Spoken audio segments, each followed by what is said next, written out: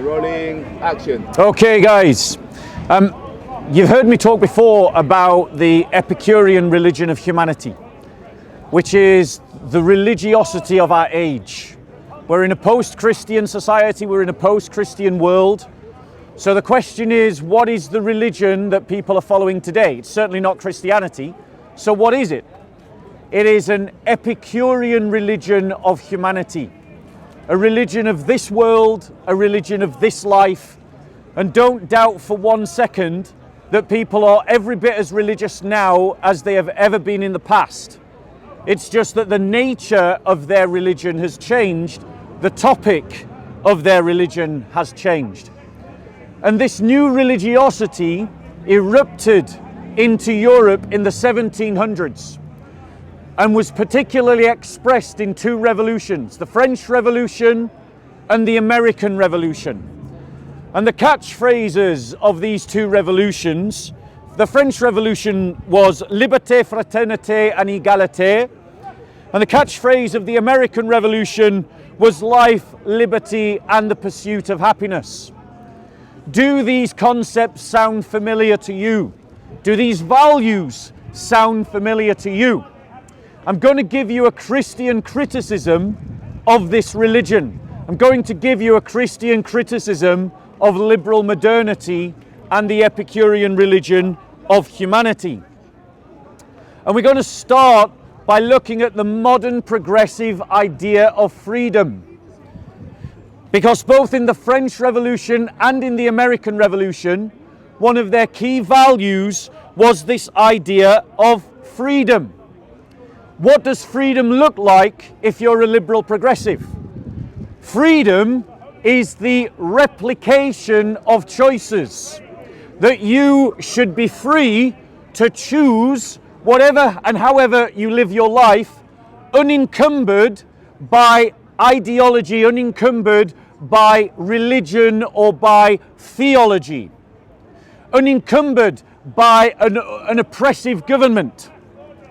That was the understanding that the American revolutionaries and the French revolutionaries gave to their idea of liberty.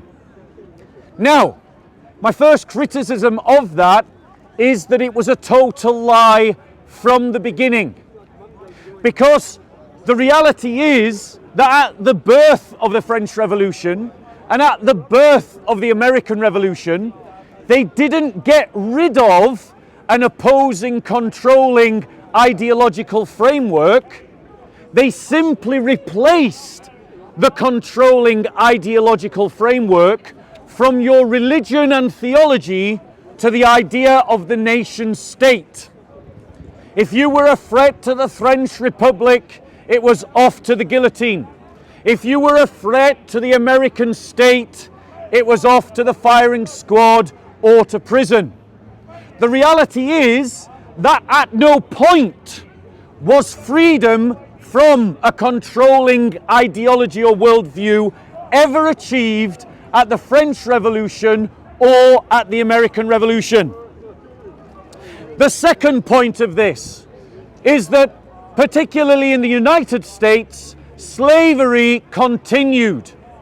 Slavery continued for all those who were black in the United States. They never achieved their freedom. So at the very beginning of the birth of our modern world was a lie. The lie that this revolution would give you freedom. And we still persist in living in that lie. We still think that we are free. And why do we think that we are free? Why? Because you have a multiplicity of the same choices.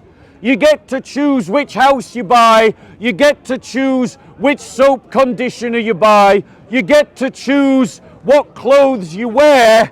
And so an illusion of freedom is given to you. But within the Christian worldview, we do not associate freedom with the idea of choice. Freedom is not connected to choice. True freedom comes with knowledge of the truth. The more truth you know, the more truth you embody, the freer you actually are. This is one of the fundamental contrasts between the liberal progressive world view and the Christian worldview, is that Christians connect freedom to knowledge of the truth. And that knowledge is built in and seen in and embodied by Jesus Christ, who said, I am the way, I am the truth, I am the life. Because the best kind of life, is the one built in relationship to and upon the person of Jesus Christ. Now, ladies and gentlemen, ignore the trolls. The trolls only come because if they speak on their own, no one ever listens to them. So they behave like this because they're slightly disturbed and because no one will listen to them otherwise. Don't feed them your attention. Stay focused on the topic. Now, ladies and gentlemen, the second great thing that the French Revolution promised was the idea of fraternity. Now, what did they mean by fraternity at the French Revolution? They meant the idea of brotherhood. But brotherhood of who? If you look at it within its historical context, the idea of fraternity was a military concept. And I'm going to invite you to step closer, ladies and gentlemen, because I don't want to have to shout to you right at the back because we've got a local troll. So move closer so you can hear what I'm saying. The French Revolution, its idea of fraternity, brotherhood, was amongst revolutionaries, i.e., those that beheld the concepts of the revolution, and particularly its soldiers, were in brotherhood, that they would give freedom to one another because of their brotherhood as soldiers of the revolution. How did that work out? And we see in our modern world the idea that is evolved from that. The idea that we are all citizens of the same nation state, regardless of our religion, regardless of our ethnicity, and regardless of our class. That's not true. That is the idea that was promised by the French Revolution and fraternity. Could one of you guys get me a bottle of water? Now, ladies and gentlemen, as Christians, we can celebrate the idea of equality under the law. Why? Because it is a Christian idea that is over 2,000 years old. You can find the idea of treating people as equals under the law in the Old Testament, where it says that you should not treat the alien different to yourself, the Jews, under the Mosaic law. However, for the Christian, true brotherhood can only reside in the church. We do not believe in, nor can we practice, the idea of brotherhood as citizens. And why not? Because as Christians, we believe that we are people under a covenant, under a contract, if you will, under God. We are united to one another because of our covenant relationship with one another. In other words, as Christians, we have an exclusive brotherhood within the church that is more important than any sense of citizenship. And that means, ladies and gentlemen, that when our brothers and sisters are being persecuted in a foreign land, like they are in Pakistan, like they are in Nigeria, like they are in Malaysia and Indonesia, Burma, Saudi Arabia, Iran, North Korea, China, India, Nepal. We Christians owe more allegiance Full of shit. to our brothers and sisters around the world than we do to the nation state. And if, Are you following Protestant? that brotherhood, And would you be we facing upset all the politics of our home nation state, then we must chuck the politics of the nation state under the bin. So carry on. Instead, what we must do is we must prioritize the church above all. Christ, I'm anti-bullshit. Brothers and sisters, don't feed the troll. You're only distracting people. If you talk to him, please ignore the troll. You silly girl. Guys, Why are you so the reason why you have these trolls behave like this is because no one ever listens to them when they talk, so they simply try to hijack another crowd. If you talk to him, you encourage him, let him heckle, it's Speaker's Corner, he has the right to. Stay focused on the topic. The second point that the American Revolution offers is the idea of life.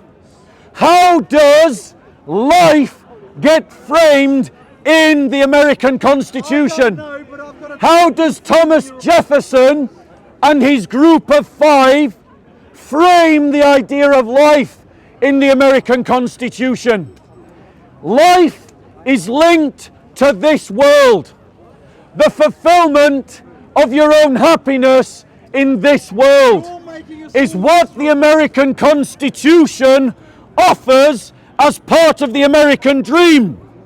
James Truslow in 1931 phrased it like this. He said, "Life should be better and richer and fuller for everyone, with opportunity for each according to ability haven't you realised or achievement." reading everything out? In other words, ladies and gentlemen, it is about your success in this life measured by wealth and personal happiness.